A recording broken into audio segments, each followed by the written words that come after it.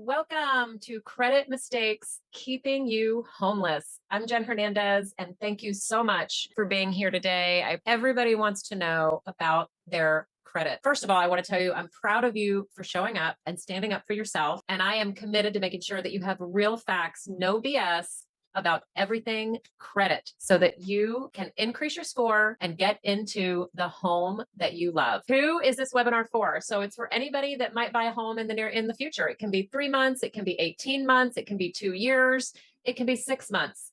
The things that you're going to learn today are going to also benefit you not only for buying a home, but for a lifetime of having credit that you are proud of. Because as we know, everything these days revolved around credit. This is for anyone that wants to boost their credit.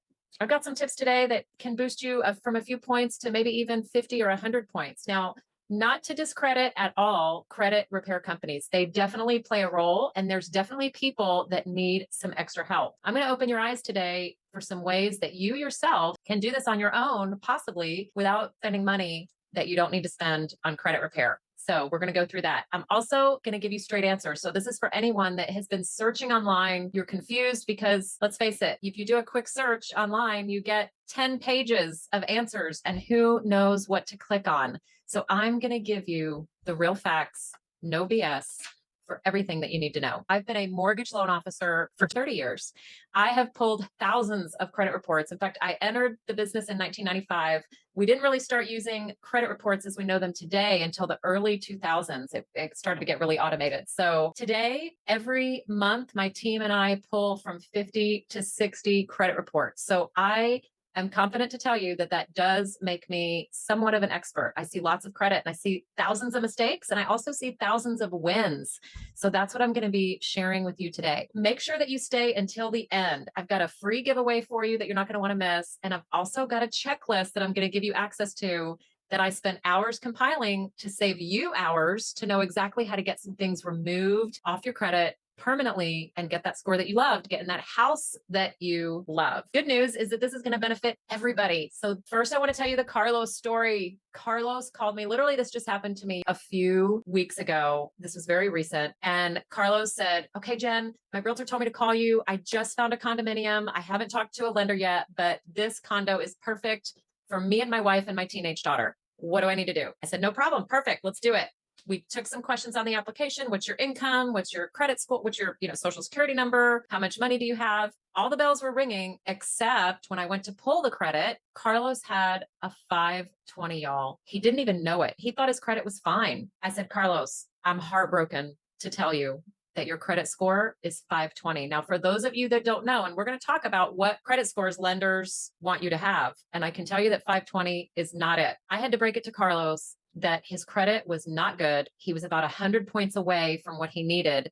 And he's like, why? I don't understand. So Carlos had two things on his credit report. He barely had any credit, but he did have a car. And what Carlos didn't know is that the car payment, he'd been making payments every time he got a paycheck, and he would send a little bit of money and then he'd send the rest of the money a couple weeks later. He was making partial payments.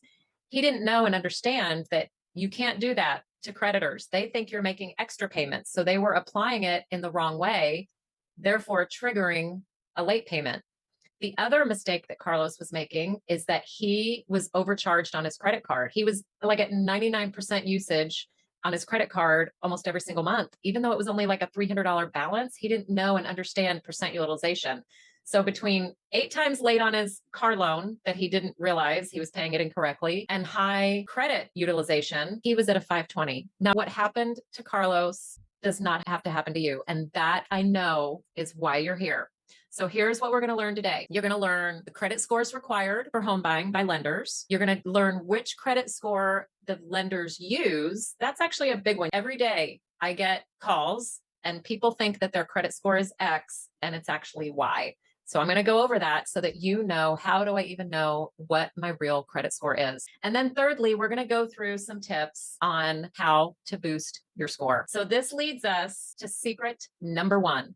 Which credit score do the lenders use? All right, now I'm going to go over the main types of loans. You can see in the light blue that the majority of the loans are conventional loans. So the two top tiers of loans are conventional or FHA. That is what most people get. And that makes up like 80%, 90% of the mortgage market. So we're going to go through conventional first. Ideal. And this is a real open question, and I'm not going to get too nitty gritty. I want to give you all enough information so that you understand that if you're in the conventional loan arena, you really need to have something in the 720s and above. That's where you start getting bonuses on the interest rate. You can have in the 600s. If you're putting a low down payment, you really need to have and shoot for over a 660. If you're putting 20% or more down, you are allowed to go to 620 on conventional. Okay. So I know I'm throwing out a lot of numbers here. 620 is a minimum. If you put 20% or more down, as you go up in credit score, the interest rate improves. In fact, every 20 points in mortgage lending, every 20 points in credit is betterment between the interest rate and also the PMI, the private mortgage insurance that's required when you put less than 20% down.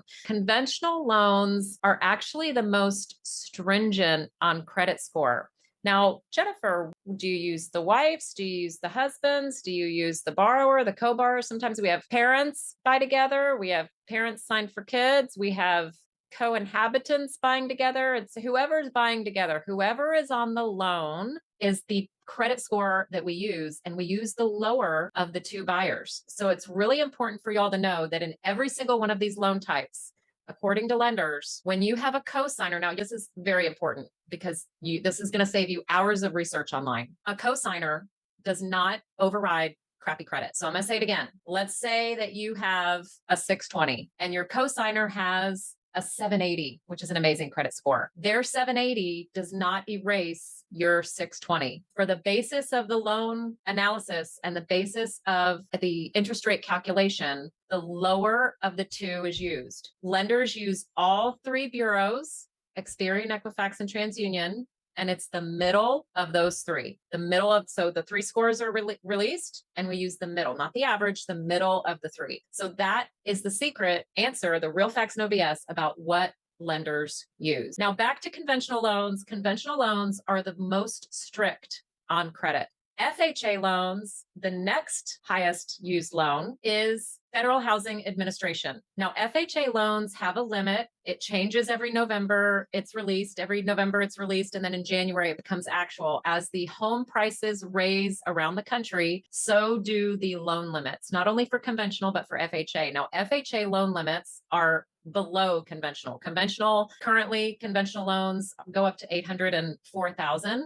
FHA loans are $525 for the limit. So, there's a disconnect there. So FHA, Federal Housing Administration, started back in the 50s. The government wanted to come up with a way in order for people to buy homes that might not otherwise buy homes. So they created a low down payment loan with low credit score requirements as well. So they brought down the barriers of what people could buy, what they needed to buy a home. So FHA, most lenders minimum is 580. I will tell you that there are some lenders, we're actually one of them currently, will go down to 550. I've heard of someone out there that might do a 500, but I will warn you, if you're in that category, usually it's so stringent and other things are required. We call them compensating factors. It's very difficult to get those kind of loans. So I want to urge you to try to get in the 620 or above area, because that's kind of the bling zone for FHA, where more possibilities are going to be available to you. When you're below 620, interest rates are higher. You have to have more reserves, meaning money after closing that you have to fall back on. You've got to have a perfect rent history, all these things that we verify when you're in the 500s that we don't verify when you're above 620. So 620 and above, that's why on the screen I put that is ideal for you to have above a 620 when you are getting a Federal Housing Administration insured loan. That is a government sponsored sponsored loan. Now, the other thing I will say, FHA, again, as amazing as it is, it's got that loan limit. So if you're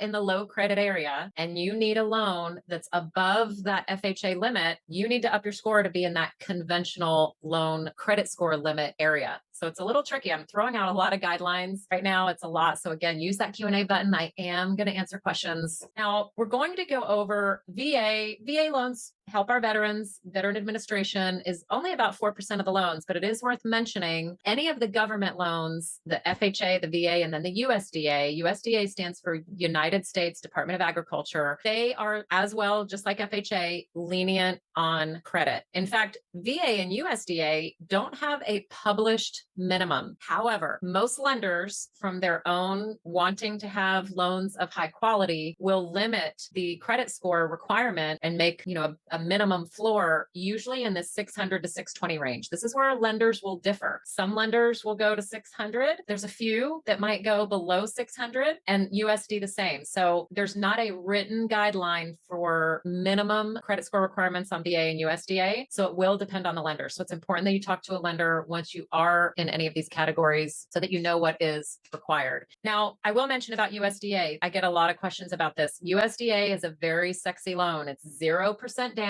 There are some strings attached. It's a lower interest rate. It's a lower PMI. However, USDA, you have to be in an agricultural rural area. This usually means outside the city limits. Some people might say in the boonies. Boonies means way out or on the outskirts of town. So that's number one. There also are income limits. So if you make over a certain percent of the average median income for your county, it's by county, then you are overqualified. And USDA is very strict on debt to income ratio. So it's actually the most restrictive loan actually of all of these in those areas. So just, be careful. USDA, the backup plan for USDA is to go to an FHA loan. So the last little loan that we're going to go over is a very tiny sliver of loans, which are called non-QM loans. This means non-qualified mortgage. It's worth mentioning. These loans are the alternate income loans, usually like the bank statement loan or profit and loss loan, loans that are different. Those loans, for sure, you want to have above a 660. Your interest rate will get better